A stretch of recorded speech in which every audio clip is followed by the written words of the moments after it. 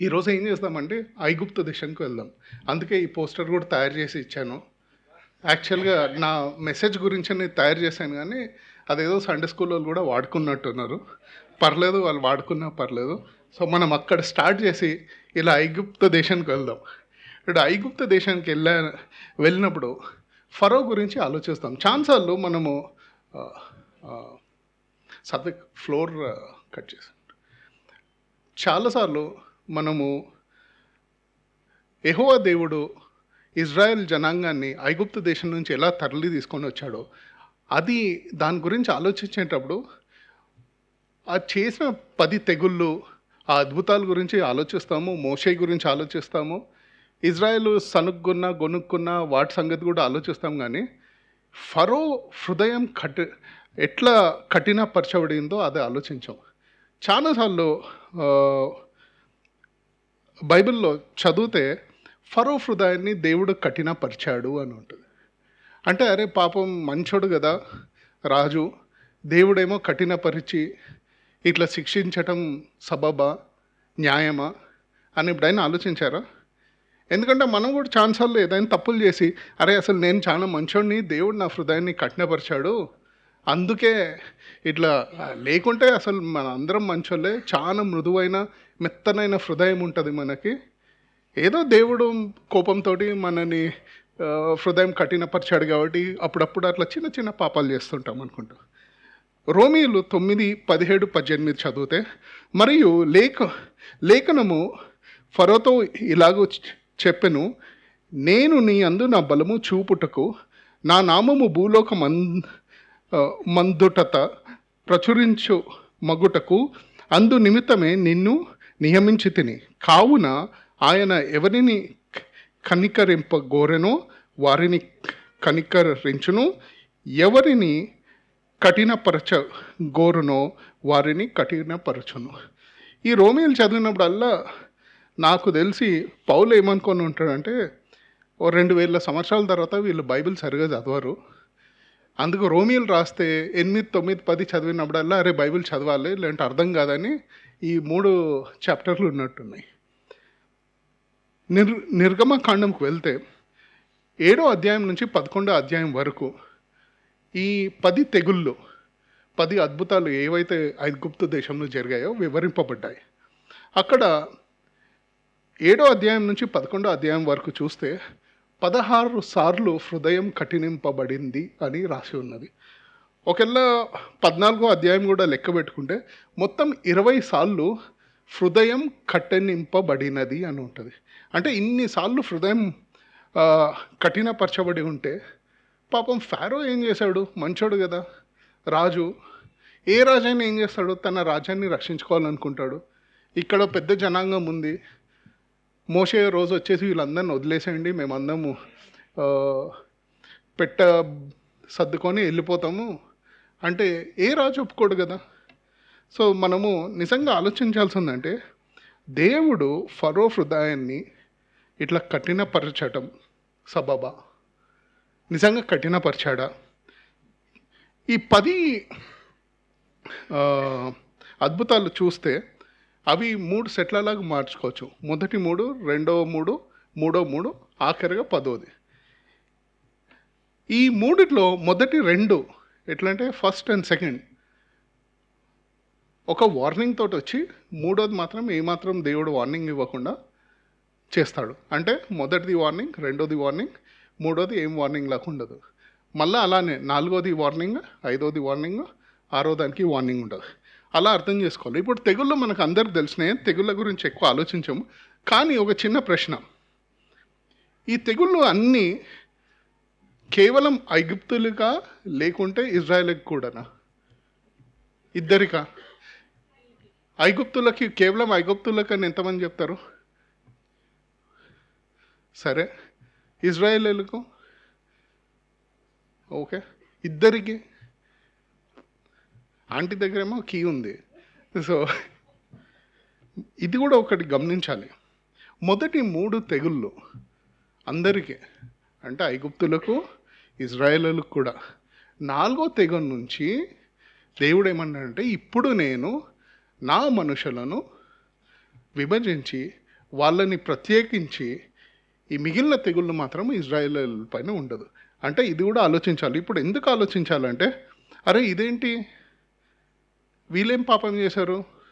వీళ్ళు ఏం పాపం చేశారంటే దేవుని మర్చిపోయారు. వాళ్ళకు కూడా దేవుడు గుర్తు చేయాల్సి వచ్చింది. మోషే వెళ్ళి, నేను ఈ ప్రజల దగ్గరకు వెళ్ళి యెహోవా దేవుడు పంపించాడంటే ఏమని అడుగుతారు? ఎవరు పంపించాడు, పేరేంటి అని అడిగితే ఏం చెప్పాలి అని అడుగుతారు. అంటే మోషేకి కూడా తెలుసు వీళ్ళు నమ్మరు, వినరు. కాబట్టి దేవుడు తన నామాన్ని తన గురించి ప్రత్యేకపరచుకోవటానికి ఈ 3 తెగుళ్ళు ఇజ్రాయేలు పైన కూడా ఉంటాయి. మొదటిది ఏంటిది? రక్తం. ఏం చేశారు? మోషే వెళ్ళాడు, దుడ్డుకర్ర తీసుకొని నైలు నదిపై తాకగా మొత్తం చెరువంతా ఏమైంది? రక్తంలాగా మారిపోయింది. ఈజిప్ట్ని ఏమంటారంటే ద గిఫ్ట్ ఆఫ్ నైల్ అంటారు. అంటే నైల్ ఇచ్చిన బహుమతి అంటారు. ఐగుప్తు దేశం చూస్తే మొత్తం ఎడారి. కాకుంటే లోకంలో ఒక అతి పెద్దదైన నది నైల్ నది. ఒకవేళ నైల్ నది లేకుంటే ఐగుప్త సామ్రాజ్యం ఉండదు. అంటే వాళ్ళకు ఉన్న డిపెండెన్స్ మొత్తం ఈ నైల్ నది పైనే ఉంది. అంటే ఇంత పెద్ద రాజ్యం ఒకవేళ ఆ నది లేకుంటే ఏం చేయలేదు. అంటే పంటలు ఉండవు, తాగటానికి నీళ్ళు ఉండదు. సో మొదటిది ఏం చేశాడు? ఇది మొత్తం రక్తం లాగా మారినప్పుడు ఐగుప్తులు 3 దేవుళ్ళ గురించి ఆలోచించేవాళ్ళు. ఒకటి అపిస్, ఈసస్ అండ్ ఓసిరస్. ఈ 3 నైలు దేవతలు, దేవుళ్ళు. ఓసిరస్ అనేవాడు, నైలు అనేది అతని రక్తంలాగా పారేది. ప్రతి సంవత్సరము వరదలు వచ్చినప్పుడు మళ్ళీ పునర్జన్మ పొంది ఆ నైలు నది పునర్జన్మ పొందినట్టు ఉంటుందండి. ఇక్కడ చూస్తే ఈ నైలు నది అని రక్తంలాగా మార్చినప్పుడు ఫరో ఏమంటాడు? అరే మా మెజిషియన్స్ ఉన్నారు, వాళ్ళను మంత్రగాళ్ళను పిలిస్తే వాళ్ళు కూడా ఈ నీళ్ళని రక్తంలాగా మారుస్తాడు. అది చూడంగానే ఫరో ఏమంటాడు? తన హృదయాన్ని కఠినపరుచుకున్నాడు. అంటే ఇక్కడ గమనించండి, ఇప్పుడు నుంచి లెక్క పెట్టండి. ఇప్పుడు ఫరో 1, గాడ్ 0. ఎవరు కఠినపరుచుకున్నారు హృదయాన్ని? ఫరో. అంటే మొదటగా ఫరో తన హృదయాన్ని కఠినపరుచుకున్నాడు. ఎందుకు కఠినపరుచుకున్నాడు? యెహోవా దేవుడు ఏంటి, మా మంత్రగాళ్ళు కూడా చేయగలరు, ఈ నీళ్ళని రక్తంలాగా వీళ్ళు కూడా మార్చగలరు. కానీ ఆ రక్తాన్ని మళ్ళీ నీళ్ళలాగా మార్చటం వాళ్ళ వల్ల కాదు. కానీ వీళ్ళు ఏం చేస్తారంటే మొత్తం ఆ నదెంబటి పక్కన తవ్వుకుంటూ వెళ్ళి నీళ్ళ గురించి తాగేస్తారు. మీరు ఒకసారి ఇది నిర్గమకాండము 7:20-22 దాకా చూస్తే, ఆహారంలు చేసిరి. అతడు ఫరో ఎదుటను అతని సేవకుల ఎదుటను తన కర్రను పైకెత్తి ఏటి నీళ్లను కొట్టగా ఏటి నీళ్లన్నయూ రక్తముగా మార్చబడెను. ఏటిలోని చేపలు చచ్చెను, ఏరు కంపు కొట్టెను. ఐగుప్తీయులు ఏటి నీళ్లు త్రాగలేకపోయిరి. ఐగుప్తు దేశం అందంతటా రక్తము ఉండెను. ఐగుప్తు శకునగాండ్రు కూడా తమ మంత్రముల వలన అట్లు చేయగా యెహోవా చెప్పినట్లు ఫరో హృదయము కఠినమాయెను. అతడు మోషే అహరోనుల మాట వినకపోయాను. యెహోవా చెప్పినట్టు ఫరో హృదయము కఠినమాయెను. గుర్తుపెట్టుకోండి. తర్వాత రెండోది ఏంటి? రెండో అద్భుతము తెగులు, కప్పలు. దాని తర్వాత వచ్చి మనము 8వ అధ్యాయము 6-8 దాకా చదివితే, అహరోను ఐగుప్తు జలముల మీద తన చెయ్యి చాచెను. అప్పుడు కప్పలు ఎక్కి వచ్చి ఐగుప్తు దేశమును కప్పెను. శకునగాండ్రు కూడా తమ మంత్రముల వలన అలాగూ చేసి ఐగుప్తు దేశం మీదికి కప్పలను రాజేసిరి. అప్పుడు ఫరో మోషే అహరోనులను పిలిపించినా, నా యొద్ద నుండి నా జనుల యొద్ద నుండి ఈ కప్పలను తొలగించమని యెహోవాను వేడుకొనుడి. అప్పుడు యెహోవాకు బలి అర్పించుటకు ఈ ప్రజలను ఫరో ఉపశమనం కలుగుట చూచి యెహోవా సెలవిచ్చినట్లు తమ హృదయమును కఠినపరుచుకొని వారి మాట వినకపోయెను. ఇక్కడ ఏమైంది? రెండో తెగులు, కప్పలు వచ్చాయి. కప్పలు వచ్చేసరికి మళ్ళా అదే ఫరో మంత్రగాళ్ళని పిలిచి మీరు కూడా కప్పలను తీసుకురండి అంటారు. ఇప్పుడు వాళ్ళకి హెకత్ అనే దేవత ఉండేది. ఆ దేవత ఏంటంటే ఆ దేవత రూపం కప్పలాగా ఉంటుంది. కానీ ఈసారి ఫరోకి ఎంతో కష్టం కలిగి, అరే మనుషులందరూ కష్టం కలుగుతుందని ఈసారి బతిమలాడతారు. అరే పంపించేస్తాను, మీరు వెళ్ళటానికి పర్లేదు. కానీ ఒక్కసారి ఉపశమనం పొందగానే ఏం చేశాడంట, ఫరో తన హృదయాన్ని కఠినపరుచుకున్నాడు. స్కోర్ ఏంటి ఇప్పుడు? ఫరో 2, యెహోవా 0. మంచిదే. నా మూడో దానికి వెళ్దాం. మూడోది ఏంటి? లైస్, పేలు వచ్చేసాయంట. 8వ అధ్యాయం 17, 19 చదువు. అహరోను తన కర్రను పట్టుకొని చెయ్యి చాపి ఆ దేశపు ధూళిని కొట్టినప్పుడు పేలు మనుష్యుల మీదను జంతువుల మీదను ఉండెను. ఐగుప్తు దేశం అంతటను ఆ దేశపు ధూళి అంతయు పేలా, శకునగాండ్రు కూడా పేలను పుట్టించవలనని తమ మంత్రముల చేత అట్లు చేసిరి గాని అది వారి వలన కాకపోయెను. పేలు మనుష్యుల మీదను జంతువుల మీదను ఉండగా శకునగాండ్రు ఇది దైవశక్తి అని ఫరోతో చెప్పిరి. అయితే యెహోవా చెప్పినట్లు ఫరో హృదయము కఠినమాయెను, అతడు వారి మాట వినకపోయెను. ఇక్కడ చూస్తే దేశం అంతటా ప్రతి ఒక్కరికి, మనుషుల పైన, ఆఖరికి పశువుల పైన కూడా పేలతోటి ఉన్నాయంట. మీకు చిన్న పిల్లలు ఎవరైనా ఉంటే పేల సంగతి తెలుస్తుంది. చిన్నప్పుడు కూర్చుంటే శనివారం అమ్మ కూర్చోబెట్టి నూనె పోసి నీళ్ళు పోసి పేలు తీసి చంపేది. ఒకసారి ఆలోచించండి, ఎక్కడ కూర్చుంటే అక్కడ మొత్తం శరీరం మొత్తం పేలు, ఎక్కడంటే అక్కడ పేలు ఉంటాయి, ఎంత చికాకుగా ఉంటుంది. మీరు ఐగుప్తు పెయింటింగ్స్ చూస్తే చాలా మటుకు ఫరోలు వాళ్ళ మినిస్టర్లందరికీ జుట్టు ఉండదు.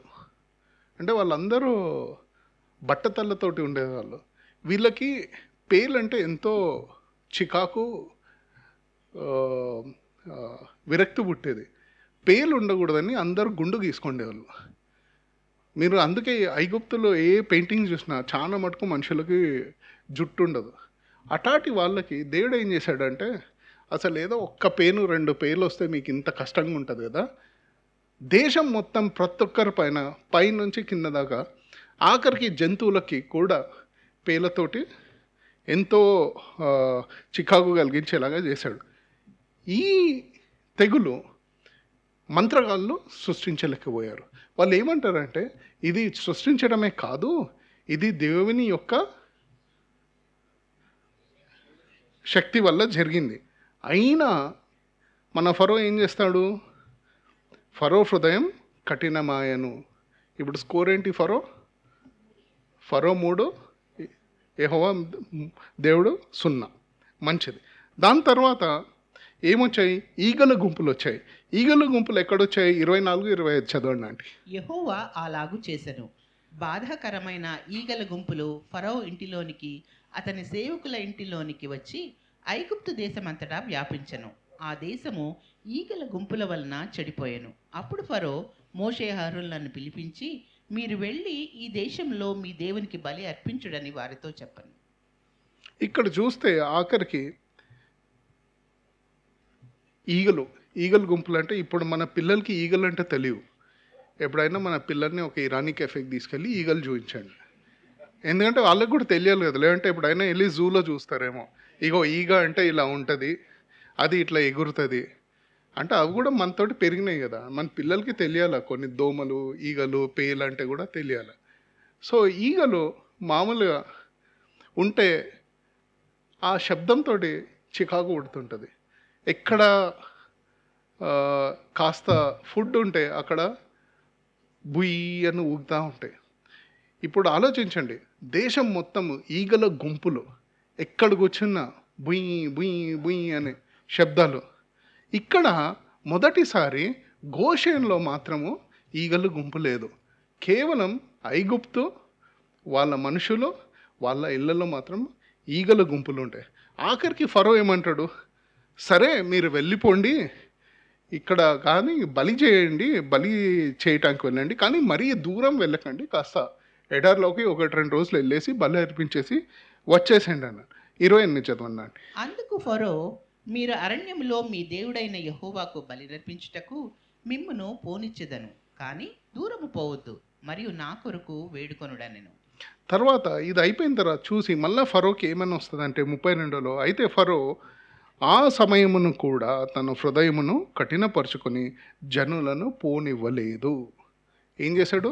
మళ్ళా ఈ ఈగలు పోగానే మళ్ళా తన హృదయాన్ని కఠినపరుచుకున్నాడు. ఇప్పుడు స్కోర్ ఏంటి?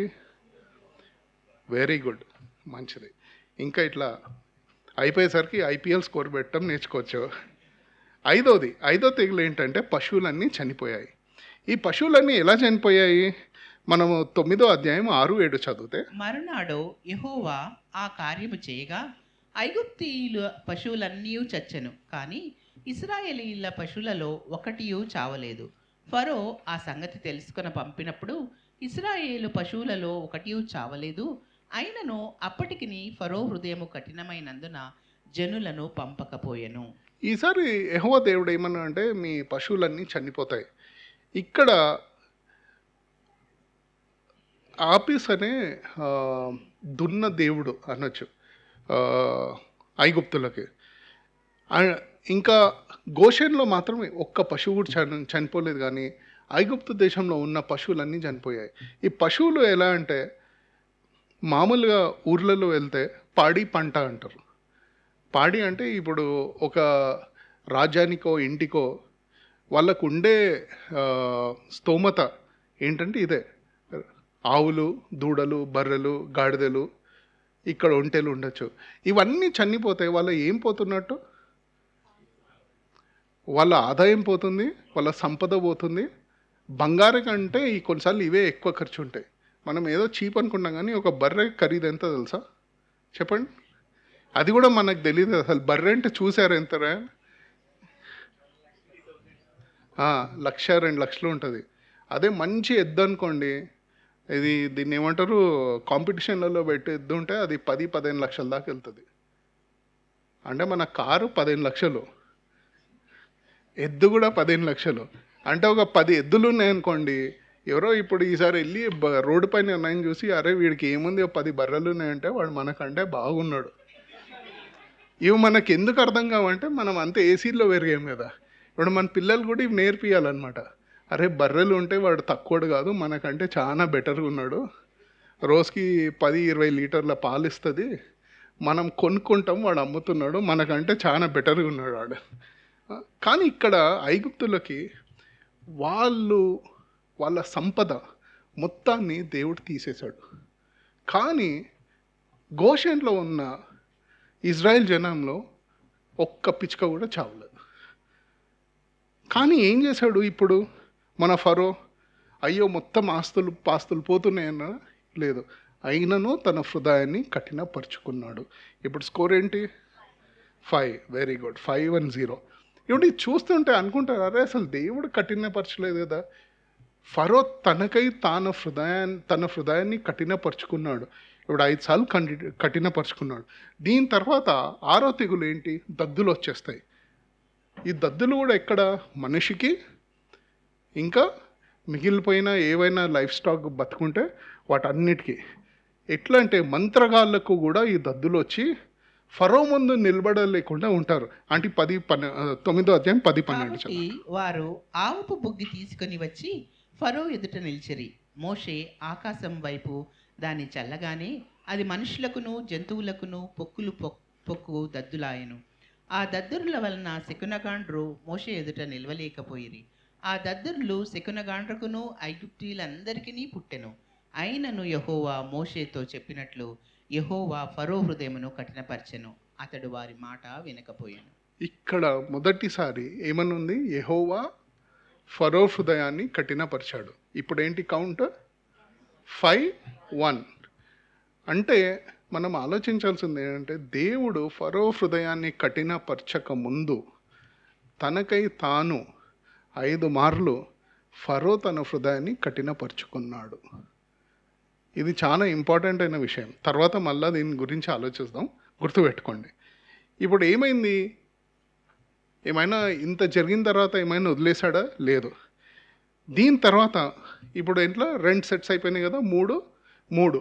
ఇప్పుడు 7వ దానికి వచ్చేసరికి కూడా వడగండ్లు. కానీ దేవుడు ఏం చెప్తాడు? మొదటి 2కి వార్నింగ్ ఇస్తాడు, చెప్తాడు ఐగుప్తు దేశంలో ఎప్పుడు చూడని విధంగా వర్షము వడగండ్లు పడును. ఎవరైనాను బయట ఉన్నచో లేకుంటే పశువులు బయట ఉన్నచో చనిపోను. ఇప్పుడు ఇదేమో ఎడారి, వాళ్ళకి యాక్చువల్ వర్షం ఎక్కువ పడదు, ఎప్పుడో కాస్త పడుతుంది. వీళ్ళకి వడగండ్లు అంటే ఇంత పెద్ద వడగండ్లు పడే అంత వర్షం వస్తుందని అసలు ఎప్పటికీ తెలియని కూడా తెలియదు. ఐగుప్తు దేశం నిర్మించబడినప్పటి నుంచి ఇప్పుడు దాకా ఎవ్వరు చూడనటువంటి అంత పెద్ద వడగండ్ల వర్షం రాబోతున్నది అని చెప్తాడు. ఇది విని కొంతమంది వాళ్ళ ఐగుప్తు దేశంలో ఉన్న రాజుకి ఉన్న మంత్రులు విని వాళ్ళ పశువులను వాళ్ళ మనుషులను లోపల పెట్టుకొని కాపాడుకుంటారు. 23-25 చదవండి. మోషే తన కర్రను ఆకాశపు వైపు ఎత్తినప్పుడు యెహోవా ఉరుములను వడగండ్లను కలగజేయగా పిడుగులు భూమి మీద పడుచుండెను. యెహోవా ఐగుప్తు దేశం మీద వడగండ్లు కురిపించెను. అలాగు వడగండ్లను వడగండ్లతో కలిసిన పిడుగులను బహుబలమైన వాయను. ఐగుప్తు దేశం అంతటను అది రాజ్యమైనది మొదలుకొని ఎన్నడనూ అట్టివి కలగలేదు. ఆ వడగండ్లు ఐగుప్తు దేశం అంతటా మనుష్యులనేమి జంతువులనేమి బయటనున్నదేమి యావత్తును నశింపచేసెను. వడగండ్లు పొలములోని ప్రతి కూరను చెడగొట్టెను, పొలములోని ప్రతి చెట్టును విరగొట్టెను. ఎంత నాశనం అయింది! ఈ ఐగుప్తు దేశం ఇప్పటికి కనీసం 1300 సంవత్సరాల నుంచి రాజ్యంలాగా ఏర్పడింది. అంటే గత 1000 సంవత్సరాల పైగా ఇటువంటి వడగండ్ల వర్షం వాళ్ళు ఎప్పుడు చూడలేదు. ఏం చేసేది? ఉన్న ప్రతి ఒక్కటి నాశనం అయిపోయింది. ఇది ఇంత చూసిన తర్వాత ఇప్పుడు ఒకవేళ మనమే ఉంటే ఏమైద్ది? భయం పుడుతుంది. ఎప్పుడైనా ఎవరైనా వడగండ్లలో ఎక్స్పీరియన్స్ చేశారా? అప్పుడప్పుడు అంటే మన దగ్గర పడే ఆ చిన్న ఒక గోల్ అంతా మహా అంటే ఒక 1 ఇంచ్ 1.5 ఇంచ్ ఉంటాయి. అదే మీరు ఆలోచించండి, ఒక ఇంత పెద్ద ఐస్ ముక్క ఒక 200-300 ఫీట్ నుంచి పైన పడితే పడ్డదంటే తలకాయ పగిలిపోయి చచ్చిపోతారు. కారులో ఉన్న డిప్ప మొత్తం ఇరిగిపోద్ది. దేశం మొత్తం ఎక్కడ పారిపోకుండా ఎక్కడ దాచుకోకుండా ఉండలేక ఉన్న పంట పొలము మనుషులు ఎవరైతే బయట ఉన్నారో అందరూ వడగండ్ల వల్ల చనిపోయారు. 27-34 చదువు. ఇది చూడగా ఫరో మోషే అహరోనులను పిలువనంపి, నేను ఈసారి పాపం చేసి ఒక్క ఉన్నాను. నిమిషం, ఇక్కడ ఏమంటాడు? నేను ఈసారి పాపం చేశాను అంటాడు. అంటే ఉడత భక్తి అంటారు చూడు, ఇది ఉడత క్షమాపణ. అంటే ఈ ఒక్కసారి నేను పాపం చేశాను. నిజంగా ఈ ఒక్కసారి పాపం చేశాడా? దీని ముందు ఎన్నుండే? 6 ఉండే. కానీ ఆఖరికి మొత్తం బీభత్సం చూసి నేను మాత్రం ఈసారి ఒక్కసారి పాపం చేశాను, ఈ ఒక్క చిన్న దాంట్లో పాపం చేశాను అండ్ యెహోవా న్యాయవంతుడు. అంటే కంటిన్యూ. యెహోవా న్యాయవంతుడు, నేనును నా జనులను దుర్మార్గులము. అయితే ఫరో వర్షమును వడగండ్లను ఉరుములను నిలిచిపోవుట చూసి అతడును అతని సేవకులను ఇంకా పాపము చేయుచు తమ హృదయములను కఠినపరుచుకొన్రి.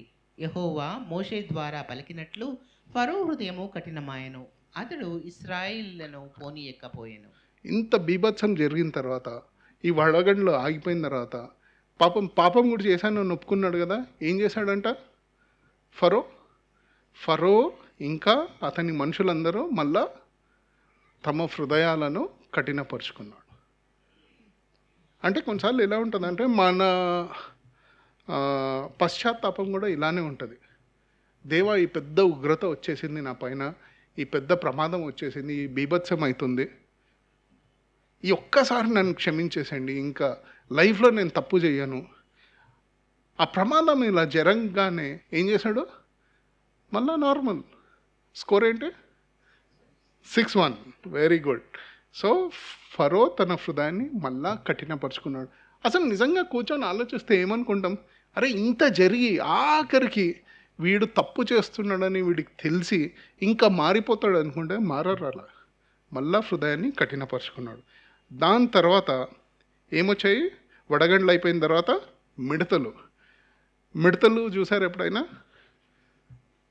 ఎవరైనా చూసారా? మంచిది, మన పిల్లలు కూడా చూపించండి. ఈ మిడతలు ఏం చేశాయి, ఐగుప్తు దేశంలో ఇంకెక్కడ ఏం కనపడకుండా పైనుంచి కింద దాకా మొత్తం మిడతలతోటి నిండిపోయినాయి. ఈ మిడతలు ఏం చేస్తాయంటే మంచిగా నువ్వు పెంచిన పొలాలన్నిటినీ వచ్చేసి breakfast, lunch, dinner non stop తినేస్తాయి. మిడతల గుంపు ఒక్కసారి వచ్చిందంటే ఒక్క పూటలో ఎకరాన్ని తినేస్తాయి. ఊర్లలో ఎప్పుడైనా మిడతలు వచ్చాయంటే ఏం చేస్తారు, కూర్చొని డప్పులు కొట్టి వాటి వెంటబడి వాటిని చంపేస్తారు. ఎందుకంటే 3 నెలలు, 4 నెలలు, 5 నెలలు పెంచిన పంట ఒక్క మధ్యాహ్నం పూట లోపల మొత్తం తినేస్తాయి. ఇప్పుడు ఈ ఐగుప్తు దేశంలో ఈ మొత్తం మిడతలు వచ్చేసాయి. అంటే చాప్టర్ 10, 13-15. మోషే ఐగుప్తు దేశం మీద తన కర్రను చాపగా యెహోవా ఆ పగలంతయు ఆ రాత్రంతయు ఆ దేశం మీద తూర్పు గాలిని విసరజేసెను. ఉదయమందు ఆ తూర్పు గాలికి మిడతలు వచ్చెను. ఆ మిడతలు ఐగుప్తు దేశం అంతటి మీదికి వచ్చి ఐగుప్తు సమస్త ప్రాంతములలో నిలిచెను. అవి మిక్కిలి బాధకరమైనవి. అంతకు మునుపు అట్టి మిడతలు ఎప్పుడునూ ఉండలేదు, తరువాత అట్టివి ఉండబోవు అని అవి నేలంతయు కప్పెను. ఆ దేశమున చీకటి కమ్మెను. ఆ దేశపు కూరలన్నిటినీ, ఆ వడగండ్లు పాడు చేయని వృక్ష ఫలములన్నిటినీ అవి తినివేశెను. ఐగుప్తు దేశం అంతటా చెట్లే గాని పొలముల కూరయే గాని పచ్చని దీదియు మిగిలి ఉండలేదు. ఐగుప్తు దేశం అంతట్లో ఏ మాత్రం పచ్చదనం లేకుండా తినేశాడు. తోటకూర, పాలకూర, ఉన్న పొలాలు. ఇప్పుడు ఏమేమి పోయాయి వీళ్ళకి ఇప్పుడు దాకా లెక్కేసుకుంటే? పశువులు పోయాయి, ఇంకా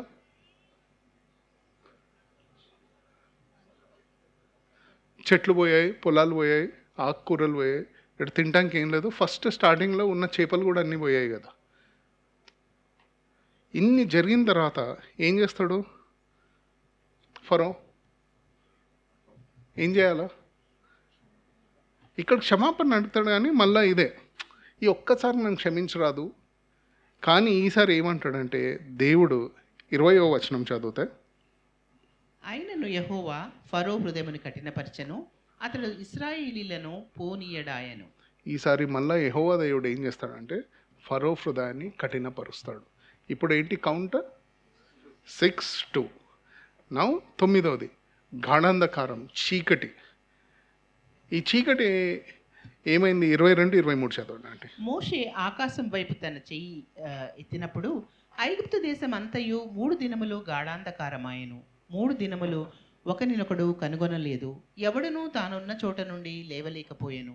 అయినను ఇశ్రాయేలీలకందరికీ వారి నివాసములలో వెలుగుండెను. అసలు చీకటి అంటే చాలా మందికి మనకు తెలియదు. గాఢాంధకారం అంటే ఊర్లలో ఎప్పుడైనా వెళ్తే చిమ్మ చీకటి అంటారు. అంటే ఒకవేళ బాగా మబ్బులు నుండి నక్షత్రాలు ఏం కనపడకుండా, చంద్రుడు కూడా ఏం కనపడకుండా ఉంటే దట్టమైన చీకటి ఎలా ఉంటుంది అంటే ఇట్లా గుచ్చితే చీకటి నీ ముందు ఒక అడుగు కూడా కనపడకుండా ఉంటుంది. దాన్ని గాఢాంధకారం అంటారు. అటువంటి చీకటి ఎట్లా అంటే మనుషులు పక్కన ఎవడున్నాడో, ముందెవడున్నాడో, వెనకెవడున్నాడో తెలియనటువంటి చీకటి. ఎన్ని రోజులు? 3 రోజులు. మనకి ఇందాక కరెంటు పోయింది, 30 సెకండ్స్లో జనరేటర్ వచ్చేసింది.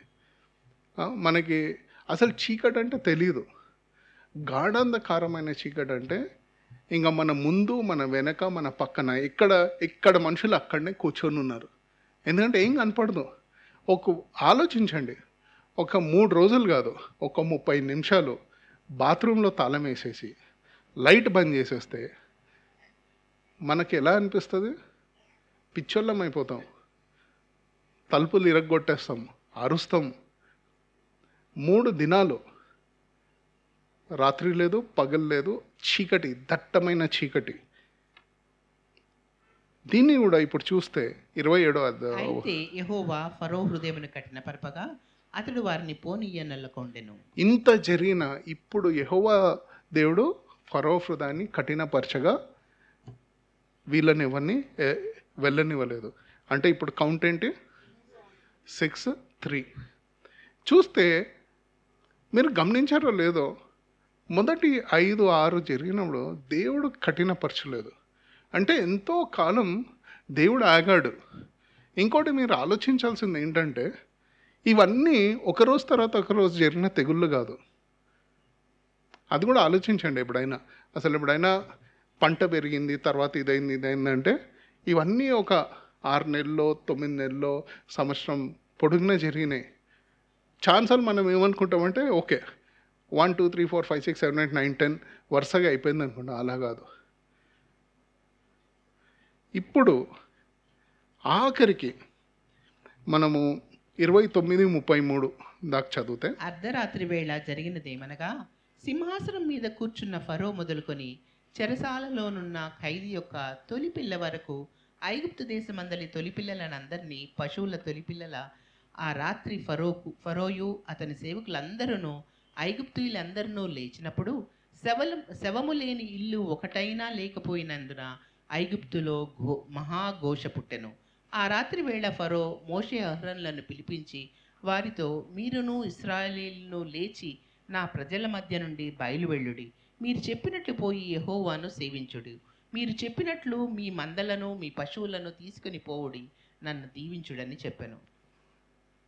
ఆఖరికి ఏమైంది? ప్రతి ఒక్క తొలి పిల్లల మరణం.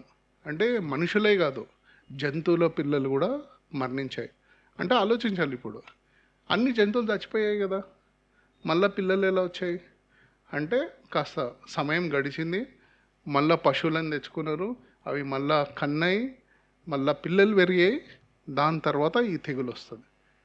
ఫరోతోటి మొదలుకొని బానిస వరకు ప్రతి ఒక్క జంతువు ఒక తొలి బిడ్డ కూడా చంపబడింది ఆ రాత్రి.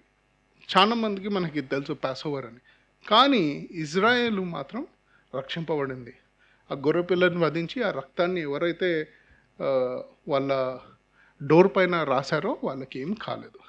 ఇక్కడ ఎవరు కఠినపరిచారు? ఏం రాసలేదు. ఫరో తన హృదయాన్ని కఠినపరుచుకున్నాడా, లేదంటే దేవుడు కఠినపరిచాడో తెలీదు. కాకుంటే అనుకుందాం, దేవుడే అనుకుందాం. స్కోర్ ఏంటి? 6-4. యాక్చువల్గా ఈ 4 అధ్యాయాలు చూస్తే 20 సార్లు రాయబడింది హృదయాన్ని కఠినపరుచుకున్నాడు. ఈ 10 తెగుళ్ళల్లో చూస్తే 6 సార్లు స్పష్టంగా ఫరో తన హృదయాన్ని తను కఠినపరుచుకున్నాడు, 3 సార్లు యెహోవా దేవుడు కఠినపరిచాడు అని ఉన్నది. ఇప్పుడు మనము ఆ రోమీయులు రాసింది చదివితే మనకు అర్థమైద్ది, దేవుడు మన హృదయాలను కఠినపరచక ముందు ఎన్నోసార్లు మనము మన హృదయాలను మన పాపాలతోటి కఠినపరుచుకొని ఇలా పరుచుకొని చేరుతుంటే ఒక సమయం వస్తుంది, ఏం చేస్తాడంటే దేవుడు కూడా మన హృదయాన్ని కఠినపరిచి తన ఉగ్రతకు పాత్రుడిని చేస్తాడు. ఇది మనం గుర్తుపెట్టుకోవాల్సింది. ఈ 10 తెగుళ్ళని ఒకవేళ మన ప్రస్తుత పరిస్థితుల్లో ప్రస్తుత సమయంలో చూస్తే మొదటి తెగులు ఏంటి? రక్తం కదా. కానీ వాళ్ళు ఆ నైలు నది పైన ఎంతో ఆధారపడి ఉన్నారు. అంటే వాళ్ళకున్న విశ్వాసం, వాళ్ళకున్న భద్రత, వాళ్ళకున్న భరోసా మొత్తం ఈ నైల్ నది ఉంటే మాకేం కాదు. గత 1000 ఏళ్ళ నుంచి చూస్తున్నాము, మా రాజ్యం ఎంతో ప్రతిష్టతో ఉన్నదంటే ఈ నైల్ వల్ల ఉన్నదంటే దేవుడు చేంజ్ చేశాడు, దాన్ని కొట్టేశాడు. మనం ఆలోచించాల్సింది, మనము మన క్రైస్తవ జీవితంలో ఎటువంటి నైలు నది కలిగి ఉన్నాము. కొన్నిసార్లు ఏమనుకుంటామంటే, అరే మన చర్చి ఇంతకంటే ఇంకా మంచిది లేదు, లేదంటే నా స్పిరిచువల్ లైఫ్ ఇంతకంటే మంచిది లేదని ఆధారపడవచ్చు. జాగ్రత్త. రెండోది కప్పలు ఏంటి? అనాయన్స్, మరీ చికాకు పుట్టిస్తాయి, అసలు ప్రశాంతంగా లేకుండా ఉంటాయి. కప్పలు భరించలేని చికాకును మరియు శాంతిని కోల్పోవటానికి సూచించేవి. మన చర్చిల్లో చూస్తే ఇట చికాకు పడేవి చాలా ఉంటాయి. చిన్న చిన్న డిస్ట్రాక్షన్స్, సౌండ్ బాగాలేదు, ఏసీ చల్లగా ఉంది, నిన్న ముక్కలు సరిగా పడలేదు, స్వీట్ బాగాలేదు, వాళ్ళు ఇది చేశారు, వీళ్ళు అది చేశారు. ఇట్లాంటి చిన్న చిన్న డిస్ట్రాక్షన్స్ తోటి చాలాసార్లు మనం దేవుని యొక్క వైపు ఉండాల్సిన విషన్ కోల్పోయి విల్ గెట్ డిస్ట్రాక్టెడ్. అనుకుంటారు, అరే ఛాన్సార్లు ఇదేంటి జాన్ ఇలా మాట్లాడుతుంటారు, యూజువల్గా ఓన్లీ దాన్ని ఏమంటారు, తెలుగులో ఏమంటారు, అవర్ ప్రీచింగ్ స్టైల్, పద్ధతి ప్రకారం అంటే ఓన్లీ వర్డ్ నుంచి మాట్లాడతాడు. కానీ ఈరోజు కొంచెం ఎక్స్ట్రాపులేట్ చేసి అర్థం కావటానికి చెప్తాను. 3 పేలు అంటే ఇరిటేటింగ్గా, ఎంతో అన్కంఫర్టబుల్గా ఉండేవి. ఆధ్యాత్మికంగా ఎన్నో చిన్న చిన్న సమస్యలు వస్తూ ఉంటాయి. వాటిని నిర్లక్షిస్తే ఏమైందంటే పుకార్లు, అపసహనం, చట్టబద్ధత సంఘాన్ని కలుషితం చేస్తుంది. మనం ఆలోచించాల్సిందంటే మన జీవితాల్లో ఏం కలుషితం అవుతున్నాయని. ఒకవేళ ఈగల గుంపుల గురించి ఆలోచిస్తే ఇవి కుళ్ళిపోయిన పదార్థాలు ఉన్నప్పుడు ఈగలు బాగా వస్తాయి.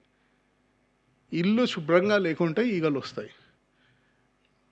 ఇటువంటి ఈగలు చాలా మన చర్చిల్లో, మన జీవితాల్లో ఉన్నాయంటే మన జీవితంలో ఏం కుళ్ళిపోతుంది, ఏది దేవునికి పద్ధతిలో లేదో చూసుకోవాలి. దాని తర్వాత పశువుల గురించి చూసాం. అంటే మన సంపద, మన డబ్బులు, వాటిపైన ఉన్న విశ్వాసము. ఒకవేళ మన విశ్వాసము దేవుని యొక్క కృప పైన ఉందా, లేకుంటే మనకున్న సంపదలు, మనకున్న గొప్పతనాలు, మనకున్న ఆస్తుల పైన ఉందా ఆలోచించాలి. దద్దులు ఎవ్వరికి రాకూడదు. ఎందుకంటే ఒకవేళ మన ఆరోగ్యం చెడిపోతే ఏం చేయలేవు. లక్షల కోట్లున్నా ఒకవేళ దేవుని నుంచి ఆరోగ్యం చెడిపోతే ఏం చూడలేం. అట్లనే వడగండ్లు ఎట్లా బయట ఉన్న వాటిని అన్నిటినీ నాశనం చేసింది. ఇది దేవుని యొక్క ఉగ్రత. ఐగుప్తులకు వార్నింగ్ ఇచ్చి మరీ చెప్పాడు, ఇవి మొత్తం నాశనం అవుతాయని. మనము లేవి కాండము చూస్తే ఎన్నో ఆజ్ఞలు ఉన్నాయి. మీరు ఒకవేళ ఇలా చేస్తే ఇలా దీవింపబడతారు, ఇలా చేయకుంటే ఇలా శపింపబడతారు. డ్యూట్రానమీ, ద్వితీయోపదేశం, దాంట్లో కూడా మనకి ఎన్నో వాక్యాలు ఉంటాయి. ఏమని ఉంటాయి, ఒకవేళ మీరు ఇవి ఇవి ఇవి పాటిస్తే దేవుడు ఇలా ఇలా ఇలా మిమ్మల్ని బ్లెస్ చేస్తాడు, మీరు ఇవి ఇవి ఇవి చెయ్యకుంటే ఇలా ఇలా ఇలా శపిస్తాడు అని కూడా ఉంది. ఇజ్రాయెల్ దేశస్తులు ఏం చేశారు, ఇన్ని చూశారు కదా, ఇన్ని చూసినా ఏం చేశారు, వాళ్ళు కూడా 10 సార్లు తమ హృదయాన్ని కఠినపరుచుకున్నారు. 10 తెగుళ్ళు చూసినట్టు మనము ఫస్ట్ కానికల్, సెకండ్ కానికల్ చూస్తే, ఎక్సోడస్ అండ్ డ్యూట్రానమీ, నిర్గమ కాండము చూస్తే 10 సార్లు దేవుణ్ణి పరీక్షిస్తాడు. పరీక్షించినప్పుడు అల్లా ఏం చేశారు, వాళ్ళ హృదయాలను కఠినపరుచుకున్నాడు. చూడలేదా ఇవన్నీ కేవలం ఒక అద్భుతం, ఒక తెగులు కాదు, ఇవి ఒక సూచిక, ఒక వార్నింగ్ కూడా. అలానే మిడతలు, గాఢాంధకారం, ఆఖరికి మన హృదయాన్ని పరుచుకొని కొన్నిసార్లు మనకి పుట్టిన తొలి బిడ్డ పోయేదాకా వస్తుంది. ఆలోచించండి, నిజంగా ఒకవేళ మన పుట్టిన తొలి బిడ్డ పోతే ఎలా ఉంటుంది, భయంకరం కదా. సో మనం ఇవన్నీ ఆలోచించినప్పుడు ఏం చేయాలంటే, ఎన్నోసార్లు మన హృదయాన్ని మనము కఠినపరుచుకుంటూ ఉంటాం. చాలాసార్లు మనం ఏమనుకుంటామంటే, కొంతమందిని చూసినప్పుడు అరే వీళ్ళకి ఏంటి, ఎంత చెప్పినా అసలు ఏమాత్రం మారరా, చలనం ఉండదా? ఉండదు. ఎందుకంటే ఓ సమయం వస్తుంది, దేవుడు మీ హృదయాలను రాతి గుండెల్లాగా తయారు చేస్తాడు, ఏమాత్రం చలనం ఉండదు. ఎన్ని ప్రసంగాలు ఇక్కడి నుంచి వచ్చినా స్ట్రైట్ పైన నుంచి వెళ్ళిపోతాయి. ఎందుకంటే మీ హృదయాలు రాతి వలె మారుతాయి. ఇంకా ఘోరం ఏంటంటే, ఒకవేళ దేవుడే మీ హృదయాలను రాళ్ళలాగా చేస్తే ఇంకా నో హోప్, ఎక్కడికి వెళ్ళలేరు. కానీ మీ హృదయాలు రాళ్ళలాగా మారకముందు, దేవుడు అలా చేయకముందు ఎన్నోసార్లు మనము సొంతగా మన విల్తోటి కఠినపరుచుకుంటాం. ఈ ఉదయాన్ని ఆలోచించాల్సింది ఏంటంటే, ఇన్ని ప్రసంగాలు వస్తున్నాయి, ఇన్ని బైబిల్ వాక్యాలు చదువుతున్నాము, ఇన్ని కూటాలకు వెళ్తున్నాము, వారం తర్వాత వారం దేవుని వాక్యం వచ్చినప్పుడు మన హృదయాల్లో కొంచెమైనా చలనం వస్తుందా, మన ఆలోచనల్లో కొంచెమైనా మార్పు వస్తుందా? లేదంటే కనీసం కొంచెమైనా గుచ్చుకుంటుందా, కొంచెమైనా ఏం కాలేదనుకోండి, మనం అడగాల్సిన ప్రశ్న ఏంటంటే, నా హృదయం రాతి హృదయంలాగా మారిపోయిందా, లేకుంటే నా హృదయం నాకై నేను కఠినపరుచుకున్నానా. ఇంకా ఘోరం ఏంటంటే, మనం ఇన్నిసార్లు దేవునికి విరుద్ధంగా ఆ, ప్రవర్తిస్తే ఓ సమయం వచ్చి దేవుడే మన హృదయాలను కఠినపరుస్తాడు. కఠినపరిచి ఏం చేస్తాడు తెలుసా, భయంకరమైన తెగుళ్ళని తీసుకొని వస్తాడు. అప్పుడు మనం ఛాన్సార్లు అనుకుంటాం, అరే దేవుడు ఇతని జీవితంలో ఇంత భయంకరమైన తెగులు తీసుకొచ్చినా వీడికి ఎందుకు అర్థం కావట్లేదు అంటే, ఎందుకు అర్థం కాదంటే దేవుడు వాళ్ళ హృదయాన్ని కఠినపరుస్తాడు. ఎందుకు కఠినపరుస్తాడు అంటే, తన ఉగ్రత మొత్తము నిండేదాకా ఆగి ఆ ఉగ్రత వారిపైన పోసేదాకా దేవుడు ఆగుతాడు. ఆలోచించండి, కీర్తనలు 95:7-11 చదవండి. రండి నమస్కారం చేసి సాగిలపడదము, మనలను సృజించిన యెహోవా సన్నిధిని మోకరించుదము. నేడు మీరు ఆయన మాటను అంగీకరించిన ఎడల ఎంత మేలు. అరణ్యమందు మెరీబా యొద్ద మీరు కఠినపరుచుకొనినట్లు, మస్సా దినమందు మీరు కఠినపరుచుకొనినట్లు మీ హృదయములను కఠినపరచుకొనకుడి. అచ్చట మీ పితరులు నన్ను పరీక్షించి శోధించి నా కార్యములు చూచిరి. 40 ఏండ్ల కాలము ఆ తరము వారి వలన నేను విసికి, వారు హృదయములను తప్పిపోవు ప్రజలు, వారు నా మార్గములు తెలుసుకొనలేదని అనుకొంటిని. కావున నేను కోపించి వీరెన్నడూ నా విశ్రాంతిలో ప్రవేశింపకూడదని ప్రమాణం చేస్తుని. ఒక తరముతోటి దేవుడు విసిగిపోయాడు అంట. విసిగిపోయి ఆఖరికి ఏమన్నాడు, వీళ్ళు నా విశ్రాంతిలో ప్రవేశించరు. చాలాసార్లు మనం దేవుని యొక్క లాంగ్ సఫరింగ్, దీర్ఘశాంతిని టెస్ట్ చేస్తూ ఉంటాం అన్నమాట. ఇంకోటి ఎప్పుడో ఒకసారి అది మారుద్ది. ఆ మారిన తర్వాత ఇంకా దేవునితో మనకు శాంతి ఉండదు. ఒకవేళ మన తరమే ఆలోచించి దేవుడు వచ్చి, నేను ఈ తరంతో విసిగిపోయాను, లేకుంటే ఈ కుటుంబంతో విసిగిపోయాను, లేకుంటే ఈ అబ్బాయితోటి ఈ అమ్మాయితోటి విసిగిపోయాను అన్నాడు అనుకోండి, ఇంకా మనం ఎక్కడికి వెళ్ళలేము. కాబట్టి చాలా జాగ్రత్తగా ఉండాలి. అందుకే ఒకవేళ ఈరోజు ఈ వాక్యం వచ్చి మీ హృదయాన్ని తడుతుంటే ఆలోచించాలా, మనం హంబుల్ చేసుకొని చెప్పాలా, దేవా నాకు రాతి వంటి హృదయం కాకుండా నీ వాక్యానికి స్పందించే వంటి హృదయాన్ని దయచేయండి. దావీదు చాలాసార్లు ఇదే ప్రార్థన చేస్తాడు. ఎట్లంటే నా హృదయాన్ని తట్టుకొని చూచి దాంట్లో ఏమైనా తప్పులు ఉన్నాయో కనుగొని నన్ను శుద్ధి చేసి కడుగు అని పాట కూడా ఉంది ఇంగ్లీష్లో, సర్చ్ మీ ఓ గాడ్. సో 2 నిమిషాలు అందరం ఆలోచించి చిన్న ప్రార్థన చేసుకోండి. దేవా, నా గర్వంతో లేదా నా మీద నాకున్న నమ్మకం బట్టి, లేదంటే నా స్తోమత బట్టి, లేదంటే నాకున్న డబ్బులు బట్టి, లేకుంటే నాకున్న అర్హత బట్టి, నాకున్న ఎన్నో టాలెంట్ల బట్టి నా పైన నేను ఆధారపడుతున్నానా, నాకై నేను నా హృదయాన్ని కఠినపరుచుకుంటున్నానా? ఒకవేళ అలా కఠినపరుచుకుంటుంటే దేవా, నా హృదయాన్ని నీ వాక్యానికి స్పందించేటట్టు చేసి క్షమించయ్యా. కనీసం యెహోవా దేవుడు వచ్చి మన హృదయాలు కఠినపరచక ముందే మనకై మనం మారితే కనీసం కాస్త హోప్ దేవుడు మనల్ని రక్షిస్తాడని ఉంటుంది. ప్రార్థన చేస్తాం.